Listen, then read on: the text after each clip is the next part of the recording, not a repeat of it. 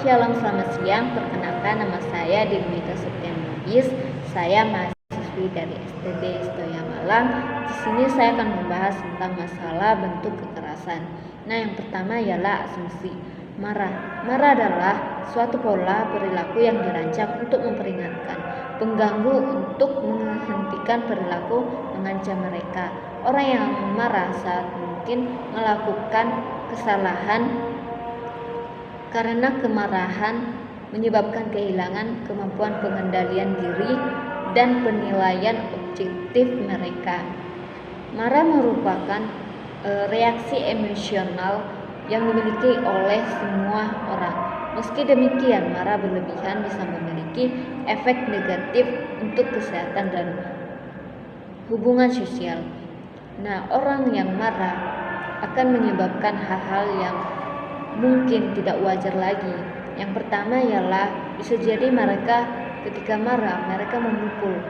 Yang kedua ialah bisa jadi ketika mereka marah karena ketidakterimaannya akan melakukan yang dimana mereka akan membunuh, atau bisa jadi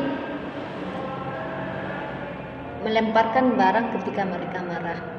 Nah, yang kedua ialah kritis. Apa yang menyebabkan seseorang itu marah?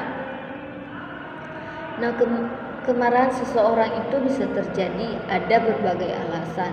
Bisa jadi karena perlakuan. Misalnya mereka dibully karena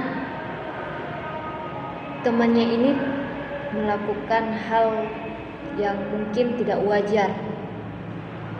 Atau bisa jadi melakukan kesalahan sehingga mereka membuli temannya ini. Namun pembuli ini dengan seenaknya membuli temannya sehingga mereka marah. Nah, yang kedua ialah ketika marah mereka akan mengeluarkan kata-kata yang tidak baik. Nah, orang yang marah itu akan sakit hati karena mereka mendapatkan perkataan yang tidak baik tentang mereka. Setiap orang bahkan tidak memiliki cara mengatasi kemarahannya.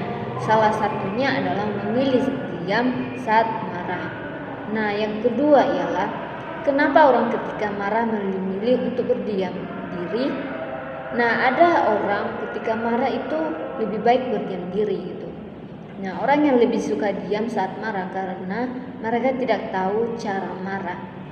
Orang semacam ini biasanya sejak kecil terbiasa disuruh diam saat menangis, dimarahi balik saat marah. Bahkan mungkin pernah mendapatkan perlakuan yang sangat traumatis. Makanya mereka kebingungan jika harus menunjukkan emosi yang ia miliki. Nah, inspirasi menurut teori Confucius ini mengajarkan tentang etika dan moralnya, memiliki pengaruh yang dalam terhadap aspek kehidupan masyarakat. Konfusianisme merupakan salah satu cara untuk memahami pemikiran-pemikiran orang lain, tidak melakukan dengan semena-mena. Nah, Confucius ini mengajarkan tentang moral etika, di mana Confucius ini mengajarkan agar seseorang itu tidak boleh dengan seenaknya atau semena-mena dengan orang lain.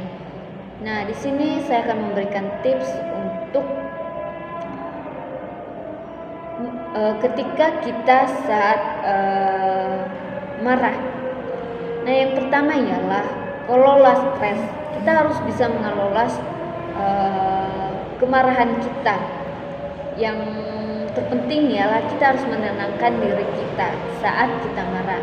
Nah, yang kedua ialah alihkan perhatian.